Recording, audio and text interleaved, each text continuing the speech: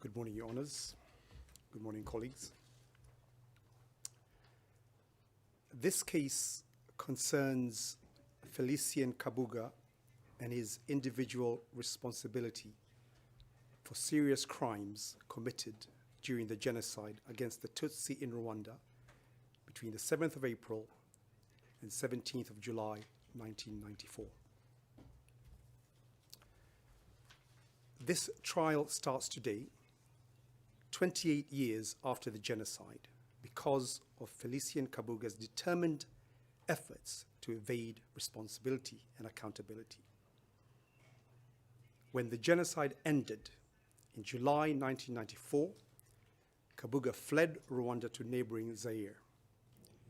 He traveled to Switzerland, where he sought and was denied asylum. Kabuga was indicted by the ICTR. Instead of surrendering to stand trial, he fled and lived as a fugitive. He remained in hiding for decades. In 2011 and 2012, the ICTR held special deposition proceedings under Mechanism Rule 78 to preserve the evidence in cases against its remaining fugitives. Witnesses testified and were cross-examined by duty counsel representing Kabuga's interests. Many of these witnesses will give evidence before the trial chamber in these proceedings. In May 2020, Kabuga was traced to a modest apartment outside Paris, where he was living under an assumed name. He was arrested and transferred to Mechanism custody in The Hague. In March 2021, the prosecution filed the operative indictment. The charges against Kabuga reflects his status as a wealthy and well-connected political insider. In support of the genocide, Kabuga did not need to wield a rifle or a machete at a roadblock. Rather, he supplied weapons in bulk and facilitated the training that prepared the Interahamwe to use them. He did not need to pick up a microphone to call for extermination of Tutsi on the radio. Rather, he founded, funded, and served as president of the Radio Télévision Libre de Mille Collines, RTLM, the radio station that broadcast genocidal propaganda across Rwanda. Kabuga is not the first businessman to face prosecution for his contributions to the most serious international crimes. There is long-standing historical precedent for prosecuting those who use their money and connections for such ends. The Nuremberg military tribunals held 3 trials charging dozens of German industrialists for participating in and supporting Nazi atrocities. Those proceedings illustrate the importance of financial and logistical support to the perpetration of large-scale crimes, even from outside the formal hierarchy of the state and its security apparatus. Kabuga's acts and conducts from at least 1992 paint a consistent picture of anti-Tutsi animus that propelled him to support the genocide. Kabuga supported the Interahamwe at the national level while establishing local groups in Kigali, at his home in Kimironko, and at a large commercial building he owned in Muhima. He led efforts to establish RTLM as a mouthpiece for anti-Tutsi propaganda, while Interahamwe were indoctrinated in similar messages on his properties. In late 1993 and early 1994, he defended RTLM's incendiary broadcasts at the ministerial level as they grew more violent toward the Tutsi and their supposed accomplices. Around the same time, Kabuga began arming his Interahamwe with the weapons they later used in the genocide. In late February or March 1994, Kabuga spoke at a rally in Musave, close to Kigali. Witness Cab 053 will testify that Kabuga was introduced as the guest of honor. He called the Tutsi the enemy and likened them to snakes, warning that if you see a snake and you don't kill that snake will bite you. He promised money, equipment, and vehicles to aid in fighting the Tutsi. Witness Cab 085 will testify that on the day of the rally, Tutsi were attacked by Interahamwe and their property was looted. Then came the genocide.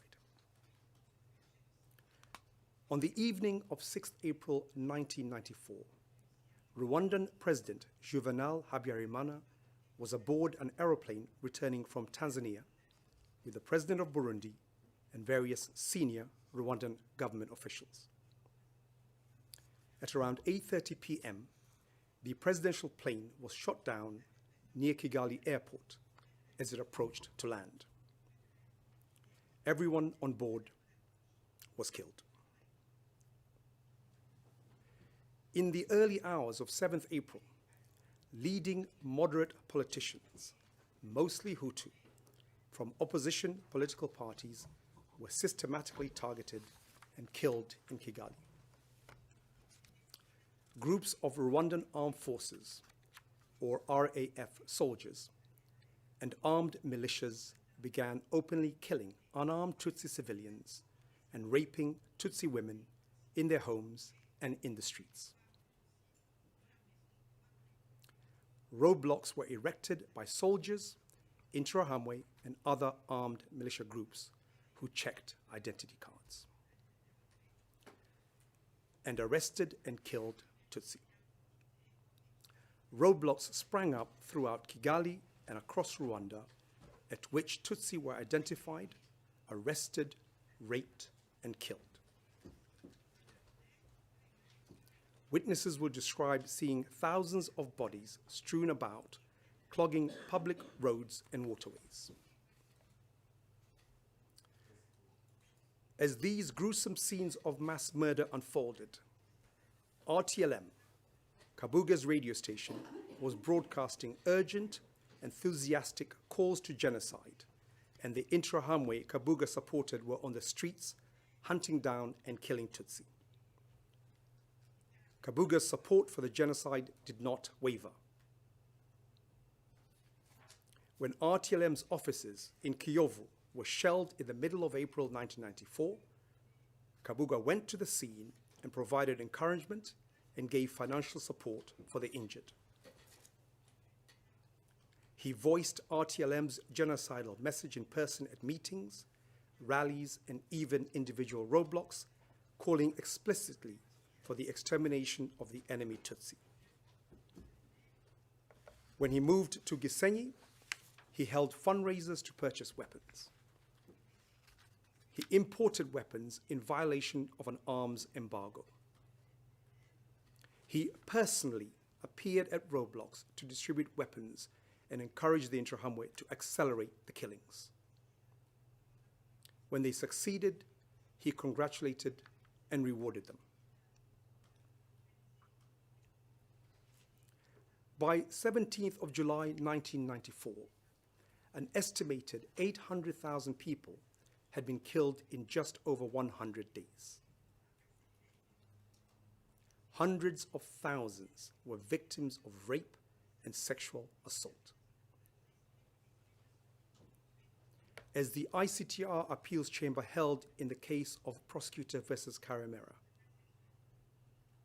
there is no reasonable basis for anyone to dispute that during 1994, there was a campaign of mass killing intended to destroy in whole or at least in part Rwanda's Tutsi population. The appeals chamber went on to conclude that, and I quote, "The fact of the Rwandan genocide is a part of world history, a fact as certain as any other, a classic instance of a fact of common knowledge," unquote. 28 years after the events, this trial is about holding Felicien Kabuga accountable for his substantial and intentional contributions to that genocide. I will begin with a few words about Felicien Kabuga, followed by an overview of the political context that set the stage for the genocide. And then Mr. Elderkin will then outline the evidence proving Kabuga's criminal responsibility, first by founding and supporting RTLM, and second by arming, training, and encouraging the Interahamwe.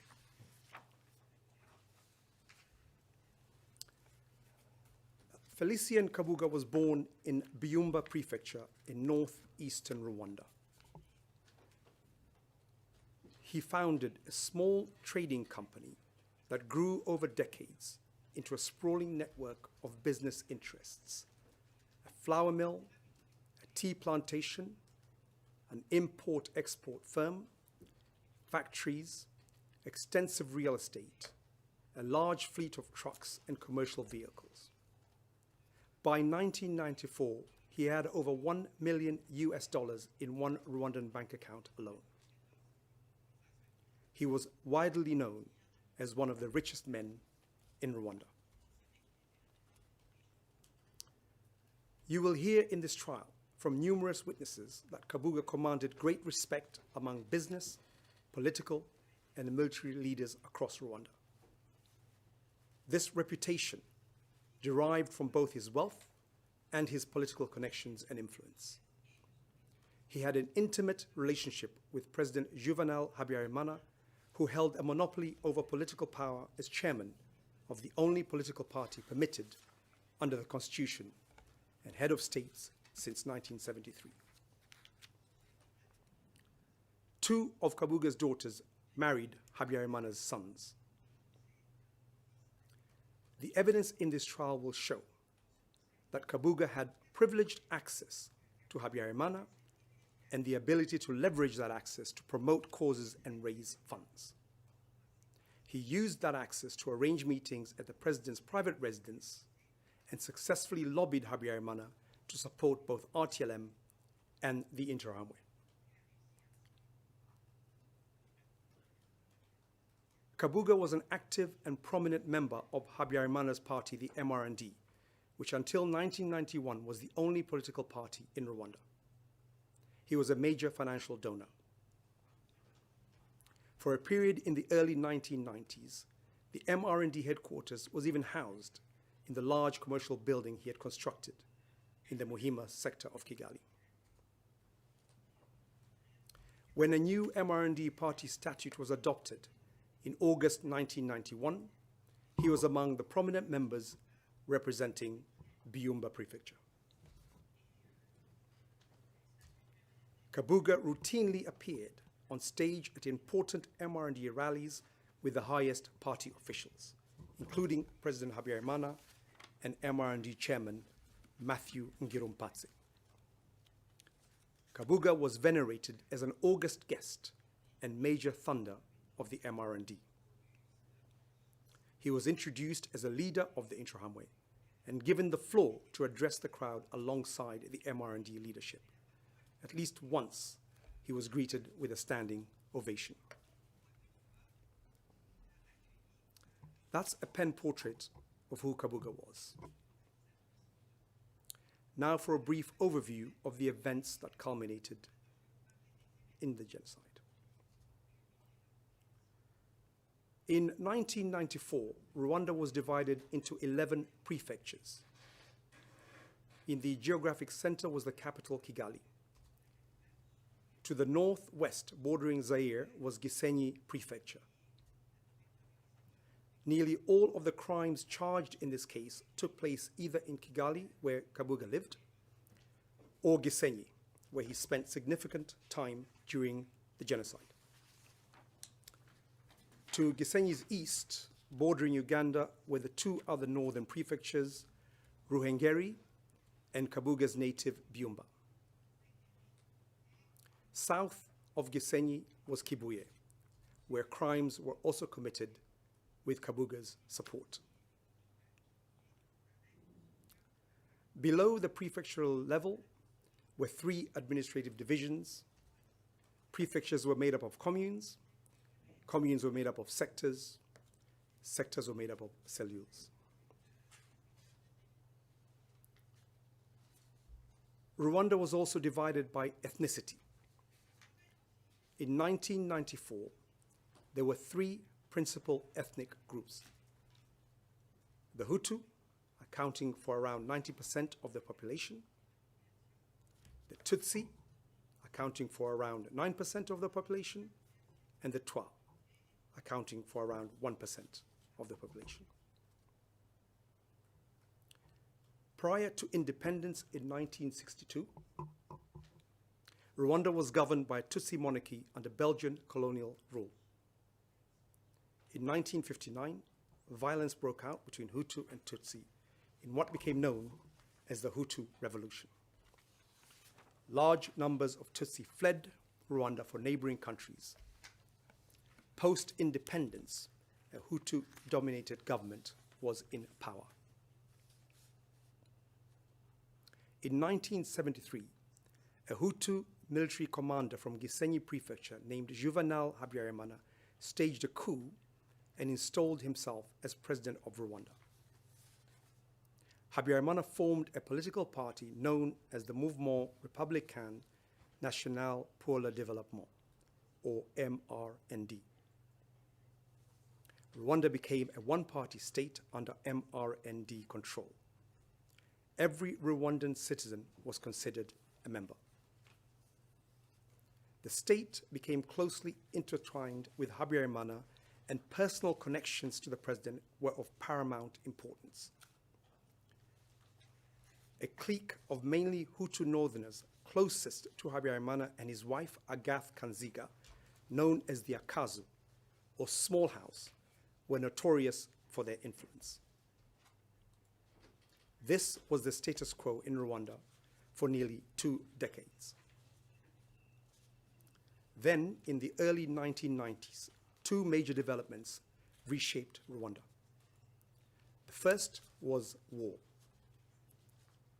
In October 1990, a military force composed primarily of Tutsi refugees from the 1959 revolution invaded Rwanda from their base in Uganda.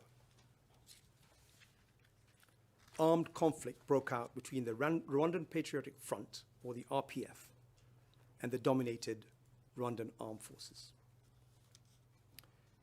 The government responded by depicting the war as an attempt by Tutsi forces to re-establish the pre-1959 Tutsi monarchy. Tutsi were arbitrarily arrested, and Hutu extremists unleashed a wave of anti-Tutsi sentiment that swept through parts of the majority Hutu population. It found expression in the media, in politics, and even in popular music. The second major development was the advent of multi-partyism after decades of one-party rule. In 1991, Habyarimana succumbed to pressure and amended the constitution to permit the formation of parties other than the MRND.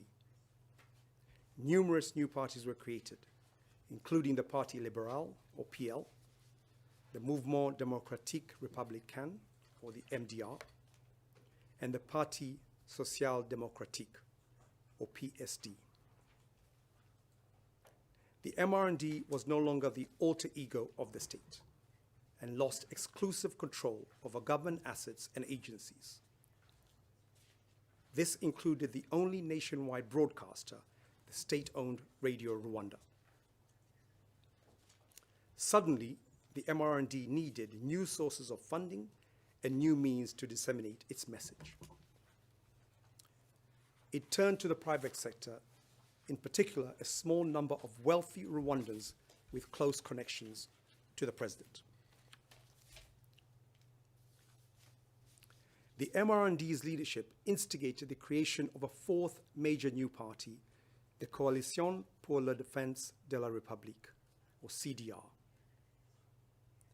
The evidence in this trial will show that the CDR was established as an overtly ethnic party meant only for Hutu to protect Hutu interests.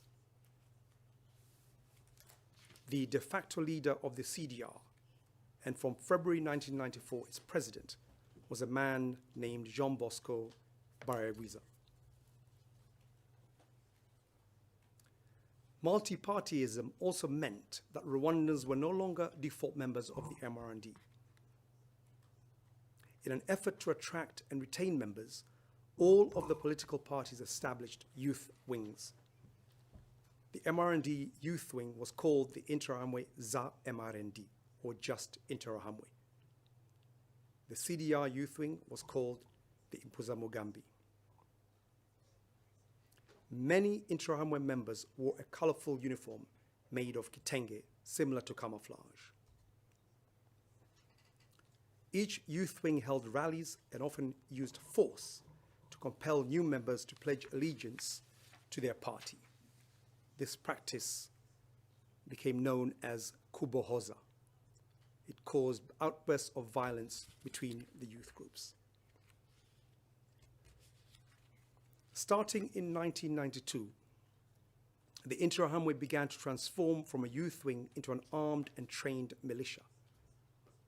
Members of the Interahamwe and other civilians began receiving military training, firearms, and traditional weapons with the support of the Rwandan army and the MRND leadership.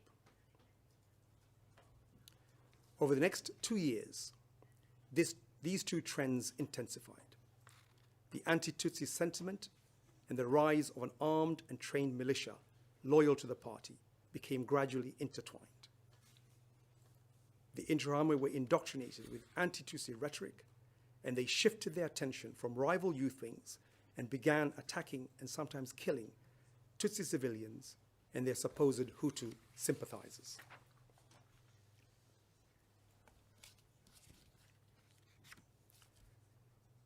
The case against Felicien Kabuga is about his uncompromising support for both of these trends, as they escalated first to sporadic ethnic violence and ultimately to genocide. Specifically, the indictment reflects Kabuga's two major contributions to the Rwandan genocide.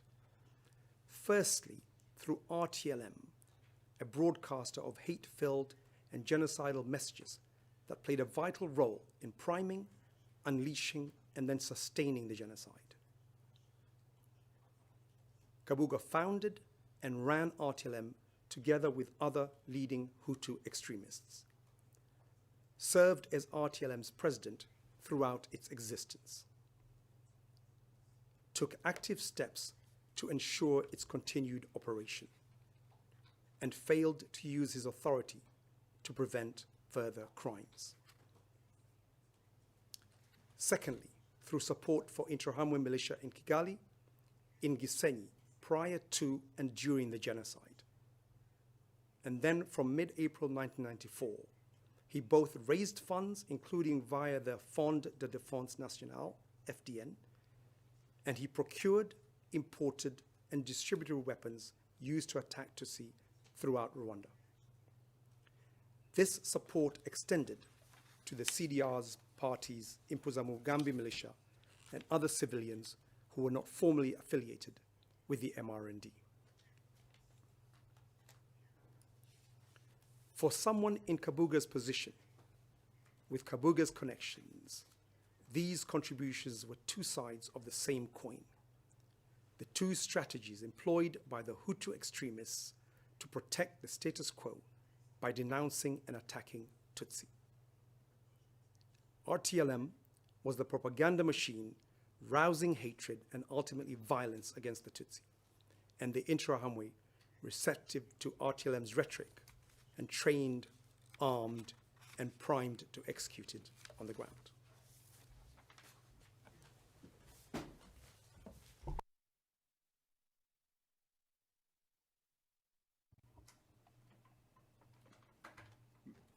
Mr. Elderkin.